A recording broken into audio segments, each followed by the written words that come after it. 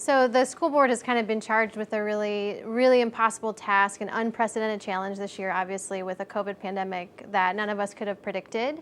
And I think they did a really great job setting up structures and options pretty quickly so that students could learn either virtually or face-to-face when it was safe. And I think the district also did a good job being responsive kind of as the pandemic evolved, making sure that they revisited plans to try to think through what can we do now, how can we shift, how can we get schools open.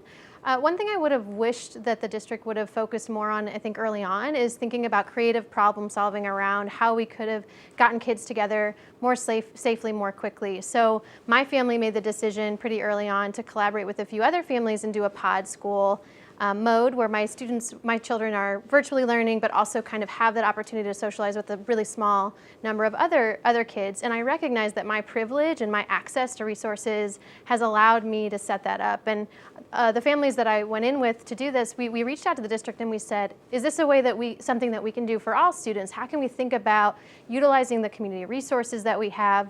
Boys and Girls Club put into practice kind of this type of mode for families who need it. And how can we think outside of the box in this situation to give kids kind of a holistic experience of learning, that they're physically safe and that they also have an opportunity to be with their peers when we know socialization is so important for our students.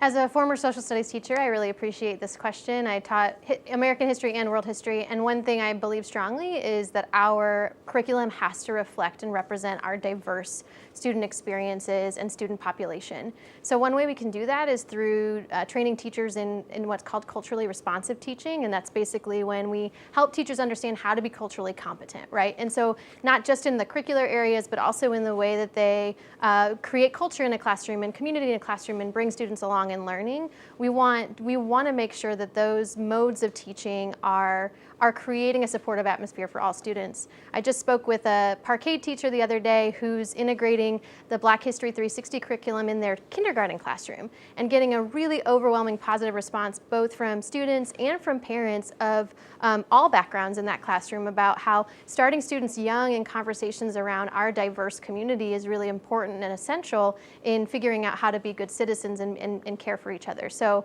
I think we need to take those kinds of examples and figure out how do we make that systemic in our system so that all of our teachers are equipped to support the diverse students in their classrooms.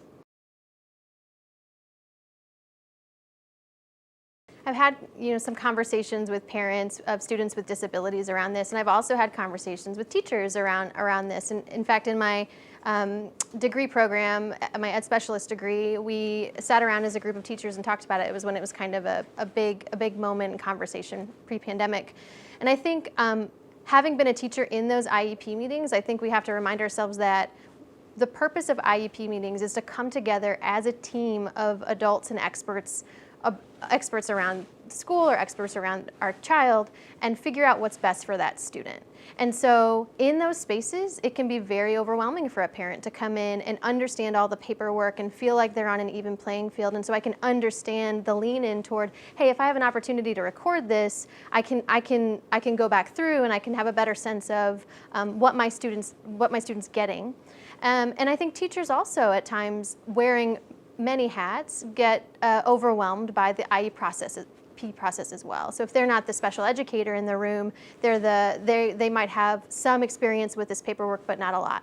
And so I think we need to do two things in this space. We need to equip our teachers and our parents to be able to enter that space in a way where they feel like they have agency.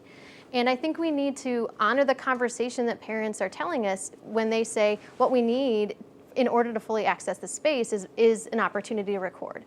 And what I've heard from these parents of students with disabilities is that conversation's kind of been put off the table. And so I think at very least what we need to do is get those voices around the table together to talk about the challenges, to talk about the differences in opinion, and move forward in conversation, having let parents, teachers, and kind of the district administration have a say in what is possible given those district constraints. I really appreciate this question, and I also think it's really important for us to start reframing that phrase of achievement gap and start talking about opportunity gap, because achievement gap really puts the onus on the student who's not succeeding, whereas opportunity gap puts the onus on the system that we have that's not providing our students what they need. And so when we think about the opportunity gap, we know that disproportionately our BIPOC students, our low-income students, our students with disabilities aren't getting the services they need so that they can achieve. And so what we need to do is allocate our resources to those most critically impacted groups and be looking at the work that we're doing through an equity lens. I was just reading a research study this week about students who have migrated to the United States and are English language learners. And one student was followed around for 3 days, and in that 3 days, she never spoke a word in class. She didn't speak a word to any other students. She didn't speak any words to her teachers. This student is being held accountable at the end of the year on a state test where she has to speak English for her achievement. If we look at that through an equity lens, that's problematic. And the question we have to ask ourselves is, what supports do we need to put in place and expectations do we need to put in place of that student so she can succeed given her context?